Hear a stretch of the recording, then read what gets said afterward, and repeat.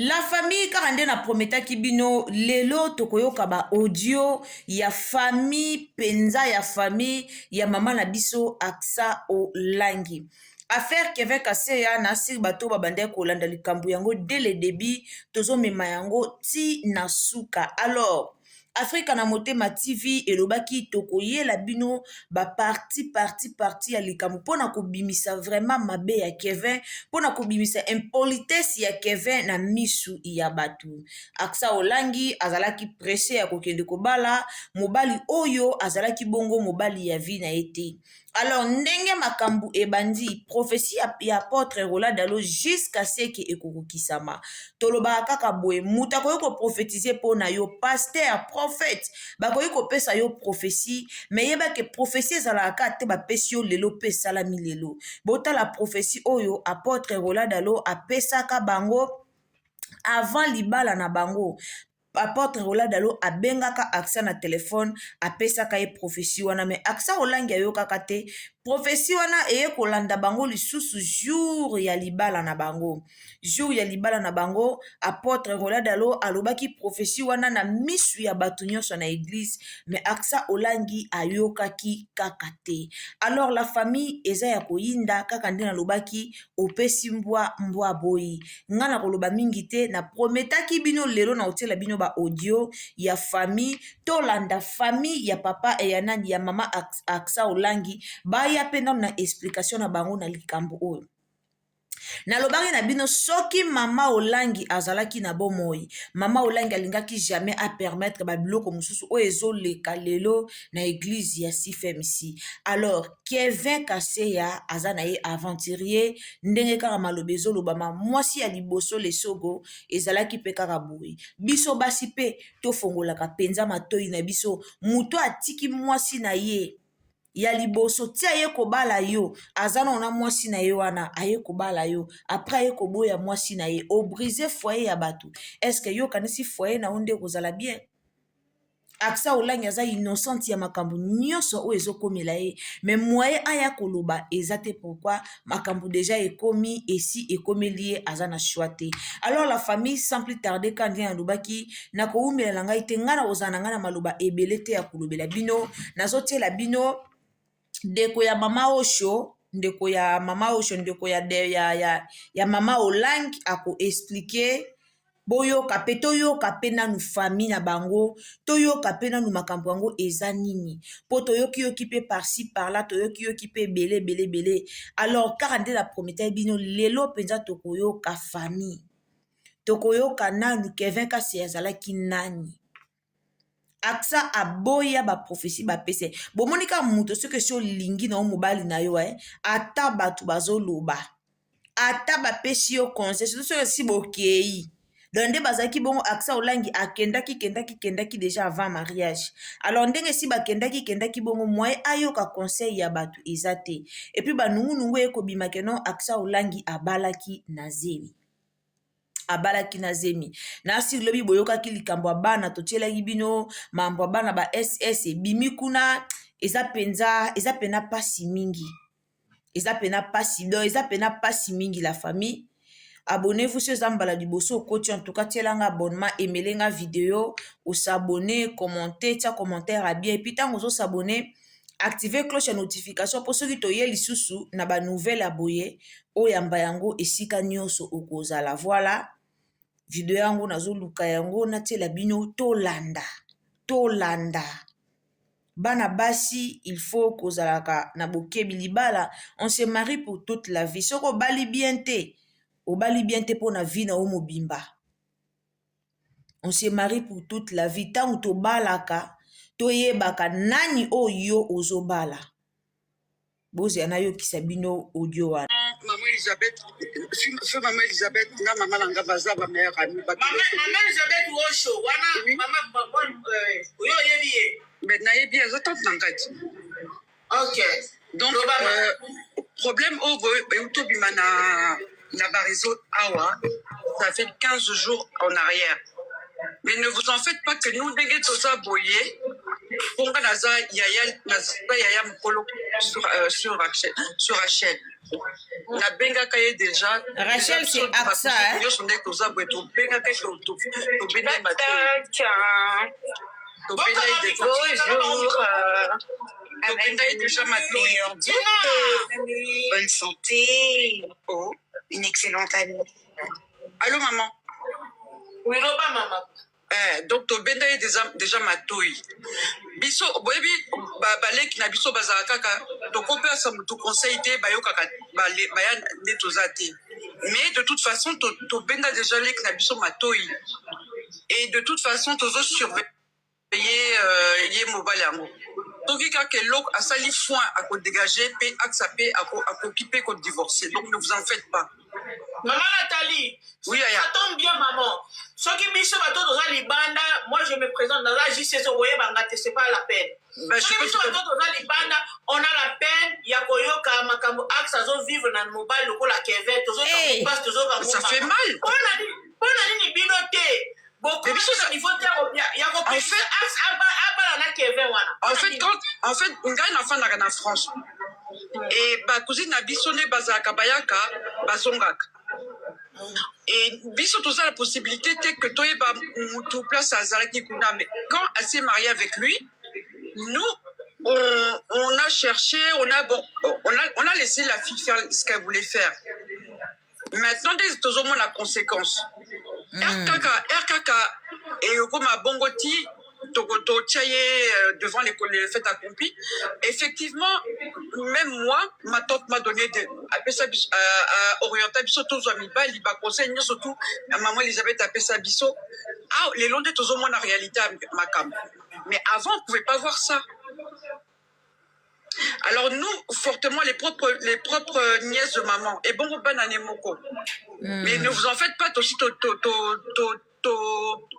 comment on appelle, on a déjà tenu les oreilles. Kevin Sokasalika foin, il va dégager, et puis Askapé, elle va pas avoir honte de divorcer. Attends, il n'a pas la nibalée. C'est pas le premier divorce ni le dernier dans notre famille. Mais est-ce que Axe, elle est enceinte? Elle a déjà accouché de son premier enfant. Non, mais attends, parce que ça murmure apparemment qu'elle est enceinte. Elle est de nouveau enceinte. Si elle est de nouveau enceinte, elle me l'a pas dit, je ne suis pas au courant, mais elle a déjà eu un enfant avec. Hein. Donc, nous, ça... Nathalie ou pas? Ah, mais bien sûr, elle a combien d'enfants? Elle a combien d'enfants? 2 enfants. Axe a 2 enfants. Parmi ces enfants, mon cousin malade est anémique? Non. Non, en tout cas, non. Les 2 enfants sont en bonne santé. Les 2 enfants sont en bonne santé, hein. Mais mes petites nièces, je les connais parce que bon, ils viennent ici de temps en temps, hein. Ils viennent ici et des fois, soit ils sont à Paris, soit ils sont en Belgique, soit ils sont à Lyon. Et voilà, et nous on est au téléphone pratiquement en permanence. Et depuis là, le problème de micro, c'est une histoire qui a 15 jours, c'était passé il y a 15 jours, nous on en parlait déjà. Mais quand ça n'était pas sorti... Maman, attends, Nathalie, quand tu dis que le problème de micro là, quand Akassé a arraché, non, ce n'est pas aussi la première fois. Elle a tapé le micro pour éliminer votre soeur. Ça commence pas d'aujourd'hui. Parce que on les a vidéos à Kala, regarde bien.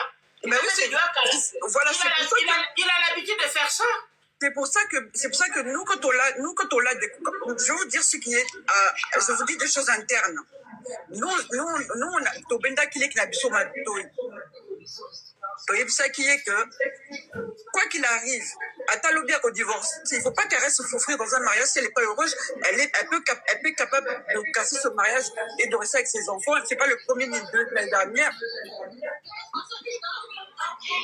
C'est pas la première ni la dernière, mais de tout le en fait, la seule personne qui aura la parole définitive sur elle, ça va être notre grand frère et Alain, c'est tout. Attends, maman Nathalie, pardon, est-ce qu'il y a des échos? Vous m'écoutez bien ou pas? Moi, j'ai des échos, je m'entends en écho. Attends, je ferme le micro. J'ai une question à te poser. Mais pourquoi papa Alain ne dit rien? Parce qu'en fait... papa Alain, il dit rien, il se pose pas dans un mariage bidon, banal, il va faire. Pourquoi il se pose pas? C'est ça ma question. Axe s'est marié peu de temps après la mort de papa et maman, en fait.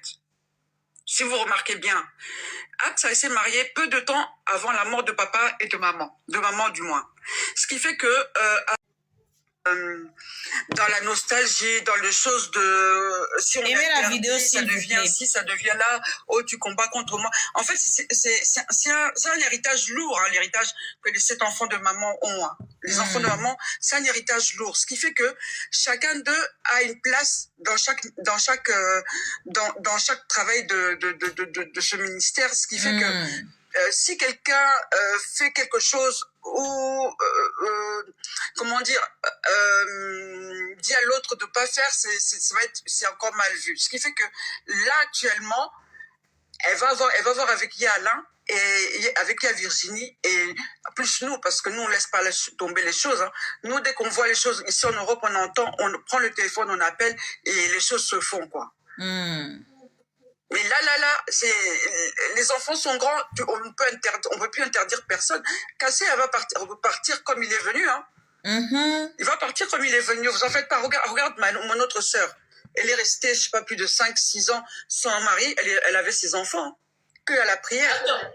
Nathalie, tout le monde te regarde, on est 600 personnes là dans mon live. Je voulais te poser une question. Si réellement tu es parenté, tu connais bien la famille Olangui, est-ce que Eunice Olangui, elle est divorcée ou pas? Eunice, elle est dans son mariage avec Guilain. Il n'y a pas de problème.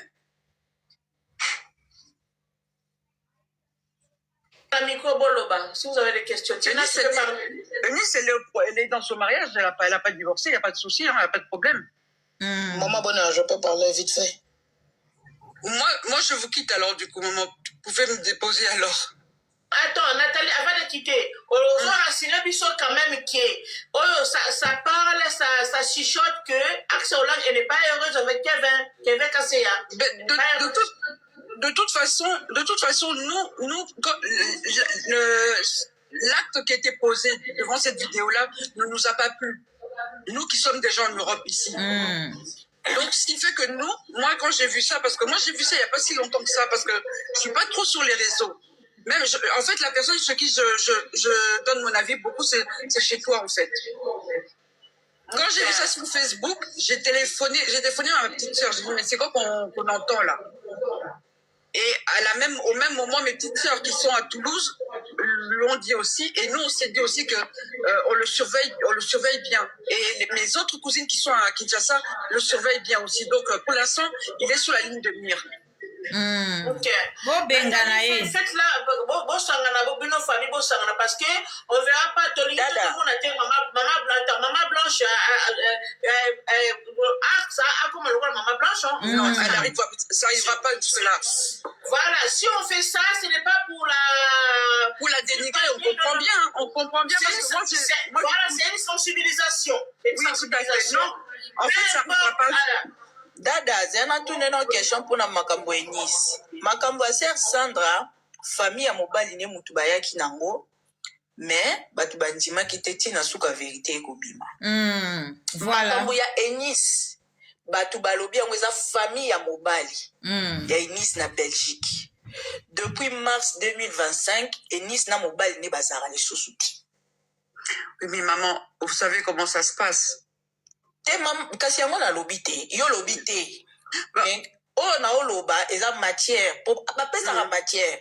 Mama biso to evantaka te. Non, j'ai pas dit ça, j'ai pas dit soki likambo, yoki likambo. C'est que eza bapesi. Famille ya mobali Eunice, balobi que Eunice na mwana bango bazalaka te depuis mars 2025.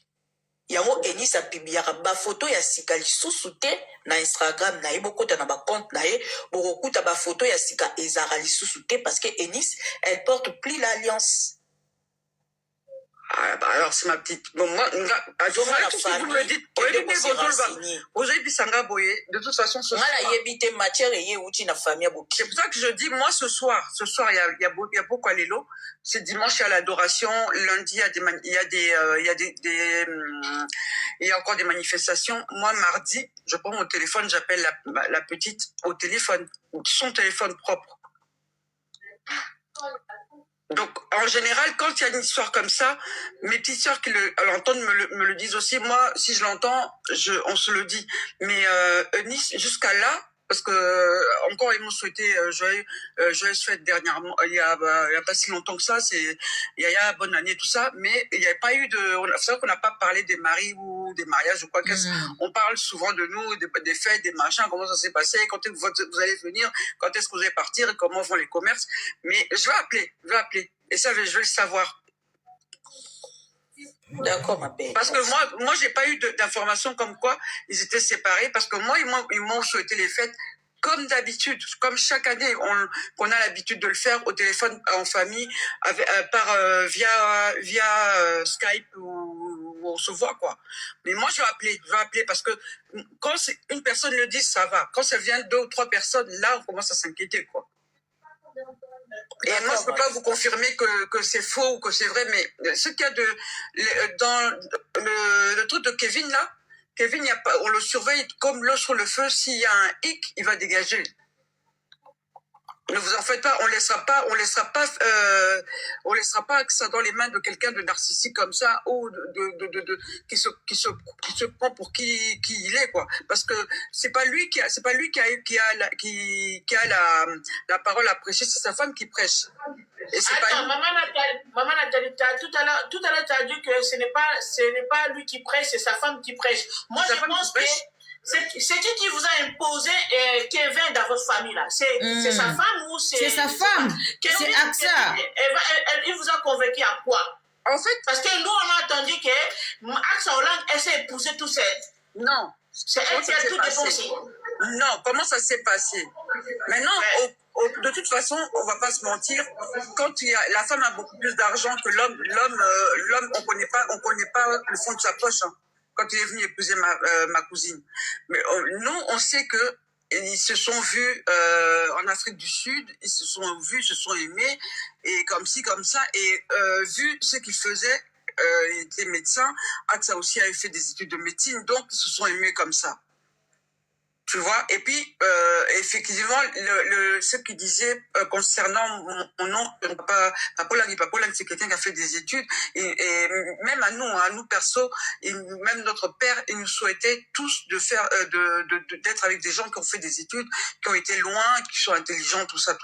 Mais bon, maintenant, nous maintenant, en tant qu'enfants, on ne voit pas toujours ce que nos parents nous disent de bien, on fait un peu à notre tête. Ça a voulu quelque part épouser quelqu'un qui a fait des études, Maintenant, même si on dit qu'il est médecin, on ne sait pas jusqu'à où il était médecin. C'est pas la médecine en Afrique, hein. On parle de la médecine d'Afrique, c'est pas la médecine d'ici, hein. Déjà d'une. AXA, elle avait de quoi. Maintenant, il a donné la dot. Tant qu'il avait donné la dot, nous, c'est tout ce on sait, ils sont mariés. Nous, on a voulu avoir des détails. Même s'il y a un couac, elle nous dira pas, nous, grande sœur, les détails, parce qu'elle sait que si elle nous dit les couacs, déjà, dès le départ, nous, comme on est là, on peut lui dire non, stop. Y était. Mais nous qui sommes ici en France, elle est venue nous relater l'histoire, parce qu'elles sont venues relater l'histoire à maman, parce que mon père est déjà décédé, il est décédé 2 ans après papa, donc du coup c'est ma maman qui fait office d'oncle auprès d'eux, donc du coup elle est venue lui raconter l'histoire, comment ça s'était passé, quand ils sont venus avant, quand ils sont achetés les robes de mariée, tout ça, moi j'étais là, ils sont bien dans le 77, du côté de Disney, là-bas, on était à l'hôtel, on a discuté et tout ça, machin. Et moi, Guilain, je l'ai vu de visu parce qu'ils sont venus chez moi, là où j'habitais au Rincy, dans la région parisienne, parce que j'ai déménagé de là où j'étais. Ils sont venus à la maison, quoi, pour me présenter Guilain. Si je comprends bien, Nalisolo Oyo, AXA Olangi, elle voulait seulement appeler na ba parents na ye, abala mobali oya tanga, azalaki influencé par Kevin parce que Kevin atanga. Selon Kevin, tango azolinga mwasi, azotia mwasi litoi, alobi que non, atanga nde AXA azalaki influencé parce que Kevin atanga na Afrique du Sud, aza docteur na Afrique du Sud. Est-ce que Kevin ngo alakisa ko ata diplôme ngo ya Afrique du Sud ya doctorat o ya soi? Pour ceux qui n'ont pas zongi sa vidéo, il y a enterrement de jeunes filles ya Axa Olangi bokoyoka Axa ndenga zoloba il est comme mon père, Kevin a beaucoup étudié, il est docteur. Est-ce que c'est vrai Kevin aza docteur? Est-ce que c'est vrai vraiment que Kevin aza docteur? Est-ce que c'est vrai vraiment que Kevin peut atanga ya solo? To ezaki ka influence ayaki ka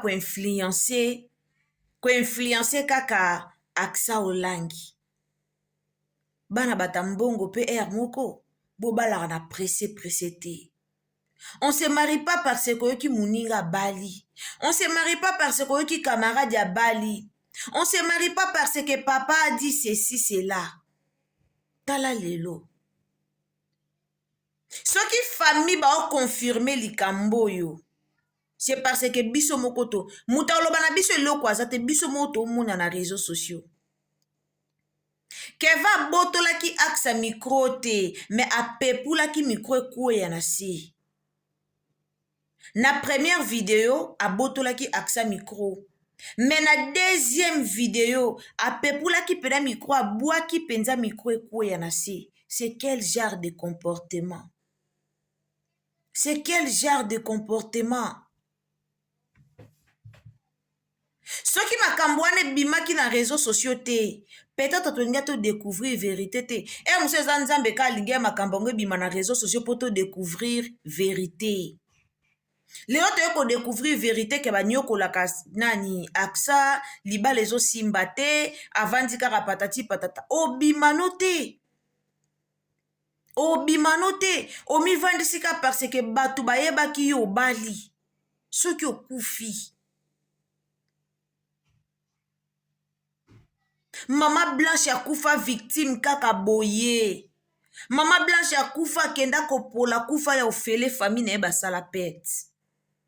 Famille basala mama na perte. Pasteur Marcelo ye wana balaki na ye. Mais Mama Blanche akufi. Aza na bo moite. Tout ça. Nani aza à l'auteur ya makambo wana. Mariage toxique. Libala soki ezo simba te. Kesa ela nzambe. Axe oza pasteur ndo te yaka. Mobali ateyaka te. Mobali aza aventurier. Mobali azo monisa obimona menso. Mais ovandi. Soki abotolaki yo micro na miso abatu te mepe toyebe loko te. Siko soki bino moko basali ya nzambe bo neglijaka ba prophétie boni biso. Ba fidèle de l'église. Biso ne tondimaka bino. Biso ne tondimaka ba prophétie na bino. Mais bino moko basali ya tata. Bozo boya ba prophétie. Apôtre Roland Dalo a prophétisé pour na libalo dès le début. Mais bobo ya ki prophétie wana. Siko lelo to suki wapi. To suki wapi. Siko soki zaki yonde mto prophétisé ki pona mutu. Vous voyez?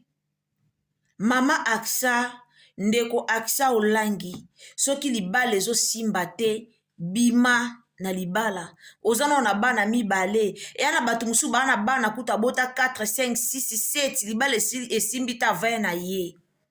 Wana ona bana no mibale. Wana ope na mbongo na yo. O souffrir ata mukete, o souffrir soki mukete. Kevin pa kota na eki Mario. Kevin pe mbonga libala yo moko pesa kiye. Nde tozo yoka na réseaux sociaux. Mama, bima na ovanda. Bima na yo vanda. Kevin aze impoli. Na ba niveau na bino wana ozo mériter respect. Kevin il faut respecter ka yo. Soka talika ministère na bino munene nde wana faut respecter yo. Côté le maliboso si femme si eza ba aventure te. Mais oteyaka otele maraliboso si femme si oteyi. Tala grâce oyo zanango. Ale moi mobile moko bo awutine ka na Afrique du Sud, ayebisi aza docteur, okwe isami na mulai na ye, okwe isami na pembe na ye, okwe isami Keva za moi mukie, Keva za moi na 91. 1991. Keva za moi na mukie.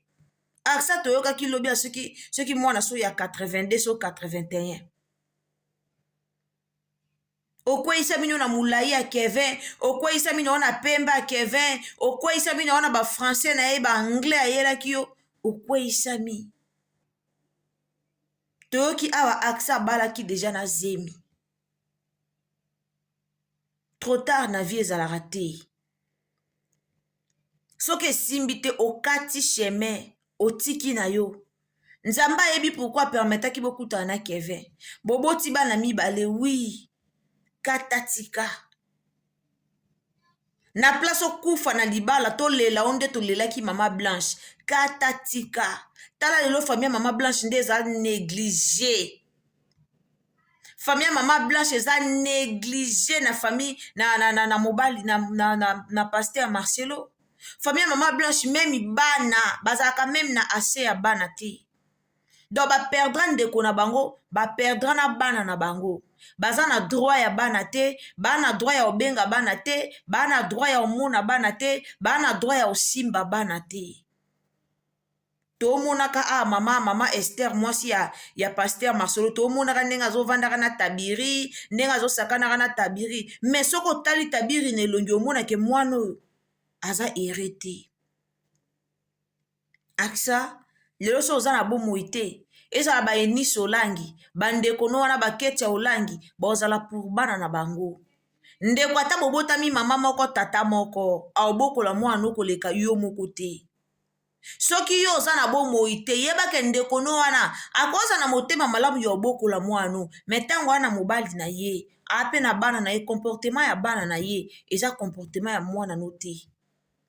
Peut-être mobali na yenda ozala siko o olinga te o ozala siko fardeau pona bana na yo. Libala soke simbi te tika. Ba forsaka nature te. To senga na soki famille Olangi boza na besoin ko protéger mwana na bino. Bo protéger Aksa Olangi. Et ana ba blo mususu peut-être osala ngo na se ya bolingo. Amona kaka batu bakosekanga na botolaki mobali ya batu na lingaki mobali ya batu na salaki bwe batu bakosekanga peut-être akoka te amwa lokwa batu boseka ye. Mais soki bino famille boza na motema boza na bolingo ya ndeko na bino. Soki famille boza na bolingo ya ndeko na bino yoza malamu. Botelema.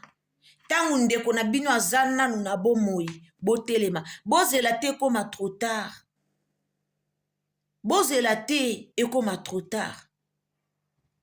Tangu azana bomoi botelemeli Kevin. Pour Kevin ne lokote. Docteur on Kevin sala wapi. Docteur Afrique du Sud. Oh Kevin walobi docteur na Afrique du Sud. Kevin sala na hôpital nini na Afrique du Sud. Est-ce que Aksa Olangi ayebi hôpital a munene o Kevin sala en Afrique du Sud? Peut-être na Congo aye azo sala.